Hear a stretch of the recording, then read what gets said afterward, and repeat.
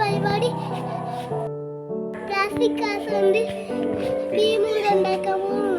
എല്ലാവരും അടിച്ചു വരുന്നു.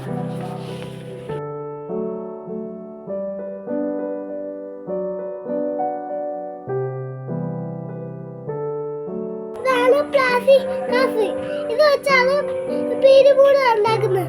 ആദ്യമേ നല്ലോണം വയ്ക്കണം, എന്നിട്ടാണ് ഭീമുകൾ ഉണ്ടാക്കുന്നത്.